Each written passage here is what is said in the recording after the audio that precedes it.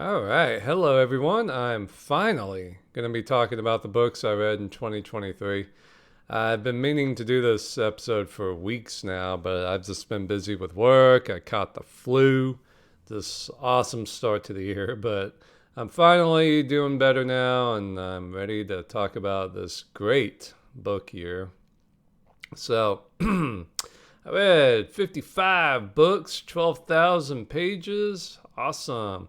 I set a goal of trying to read 50 books, so I was actually able to surpass that. So I'm happy about that.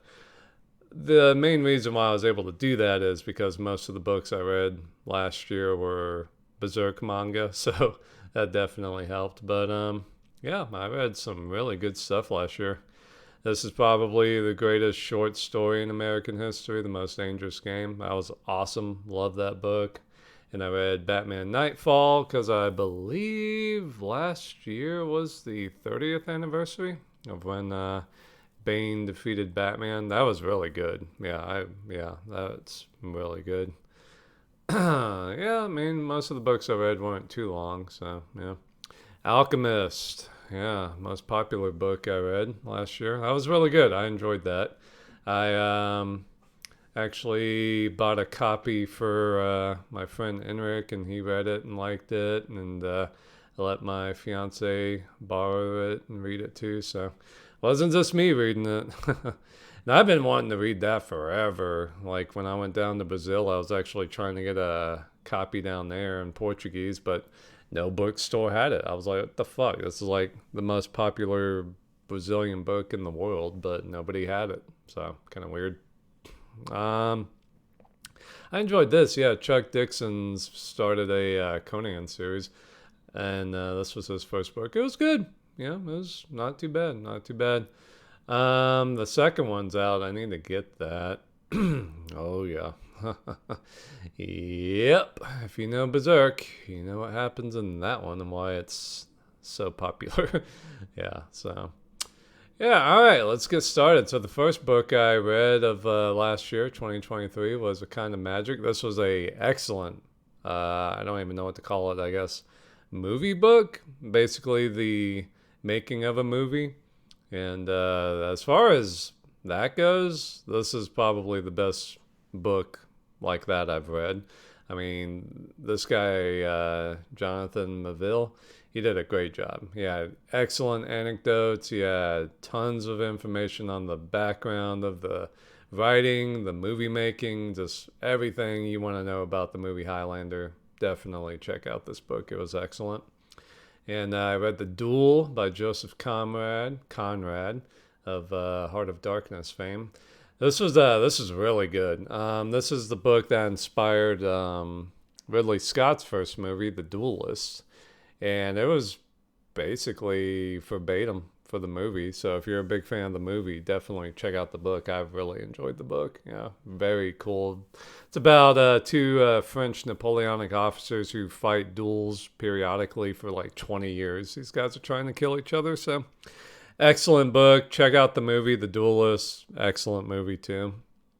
Cleopatra. This is actually my first book on Cleopatra. I thought it was pretty good. Yeah, very informative, very interesting. Stacy Schiff didn't create any bullshit. She basically just went by the historical record, so I appreciated that. And I was kind of surprised how accurate the Elizabeth Taylor Cleopatra movie was, because basically what happens in that movie is, at least according to the historical record, what happened with Cleopatra. So that was cool. Yep, and I started the Berserk series. I absolutely love this. I'm trying to get Enric into this, but I don't know if he's ready yet.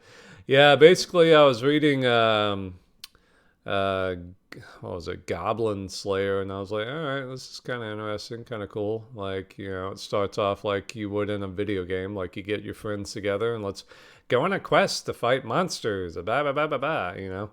And then they go on the quest and they get massacred. Like your friends get slaughtered, your female friends get raped by goblins. I mean, it's just like holy fucking shit.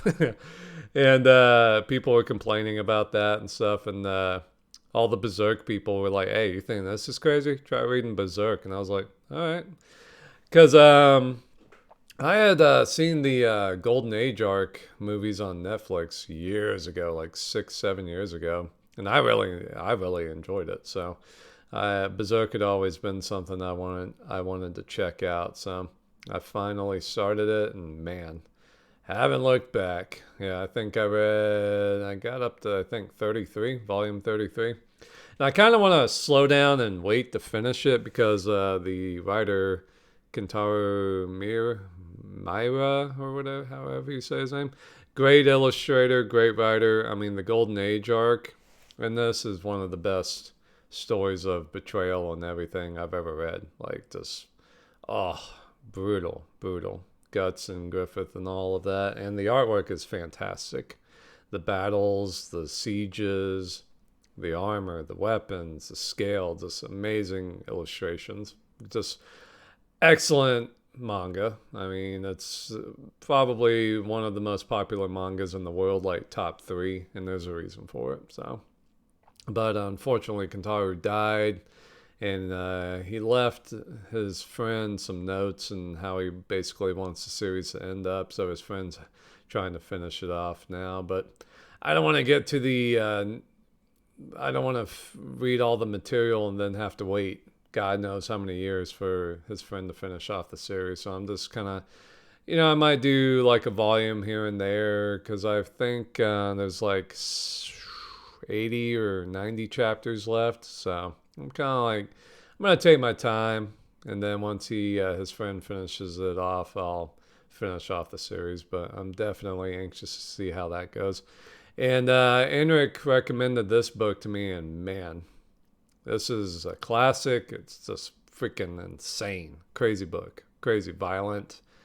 Basically, it takes place in the 1840s, 1850s, Wild West, and the main protagonist, we don't even know his name. They just call him the Kid. And he's not really doing anything. We're just observing the world through his eyes. And just violence, murder, rape, mutilation, just crazy. This book has been called unfilmable.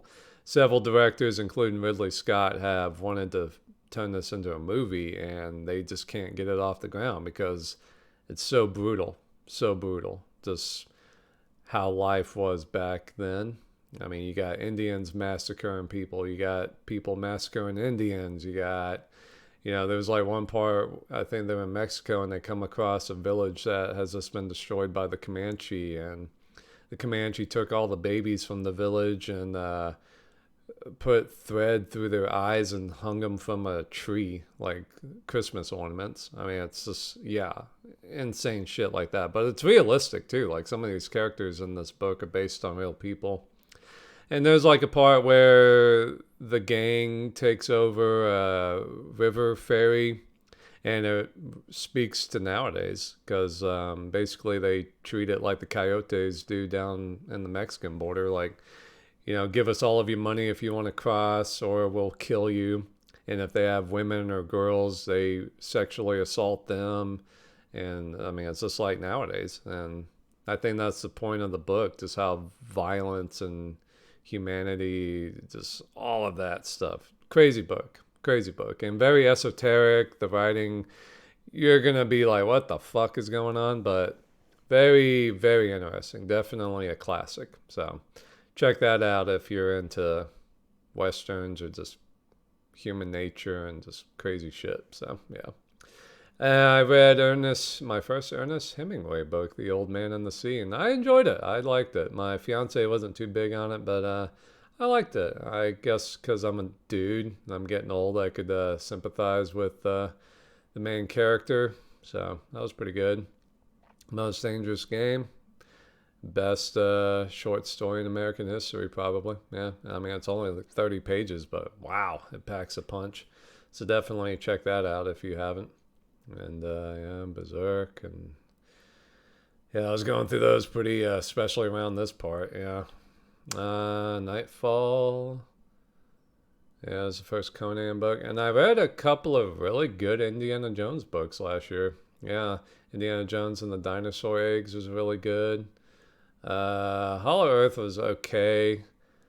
Secret of the Sphinx was really good the first three quarters, and then the ending just fell apart. I couldn't believe it. I was heartbroken because I really like the writer Max McCoy, but man.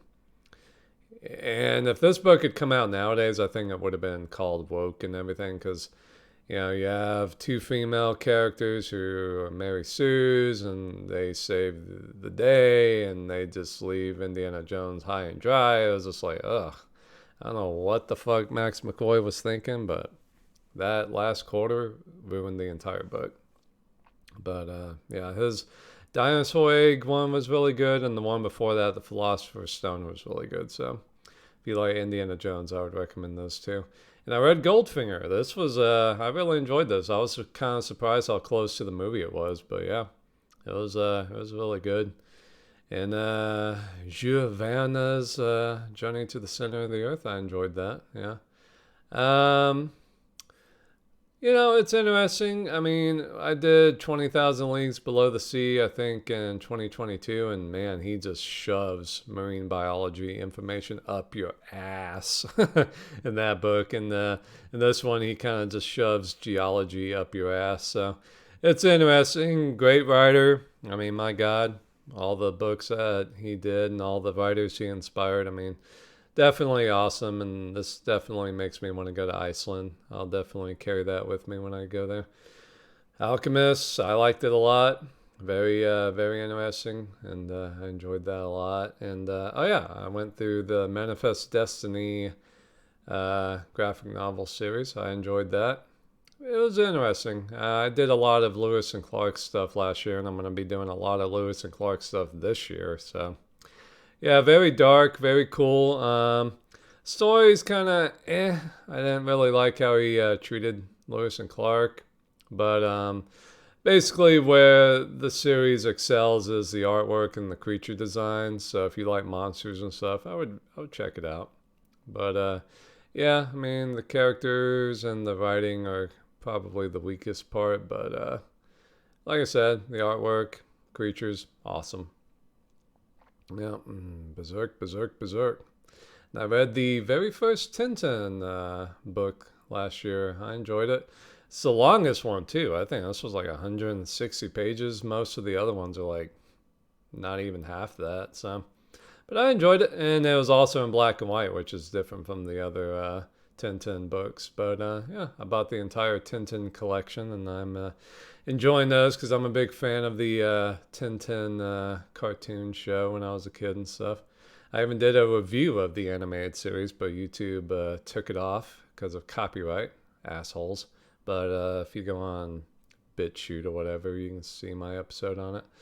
And the last but not least, Undaunted Courage, the story of Lewis and Clark's expedition. This book took me like 3 or 4 months to read, but I enjoyed it. I'm actually planning on when I get a week off this year, one of my vacation weeks, I'm going to use to retrace the Lewis and Clark expedition. So that's going to be crazy, and this is basically going to be my Bible on everything they did. So I took a lot of notes and everything, so that was one reason why this took so long to get through. But I enjoyed it. Very good book, and yeah, read 55 out of 50, so I completed my challenge. This year, I'm going to be kind of busy, so I think I set my challenge to just, yeah, this year I just set my challenge to 25 books. Yeah, so far all I've read is the second, or technically third, 10 book, so yeah, but I ought to be able to do 25, so we'll see. But yeah, guys, take it easy. I hope that you can read some kick-ass books in 2024. I'm definitely going to try to.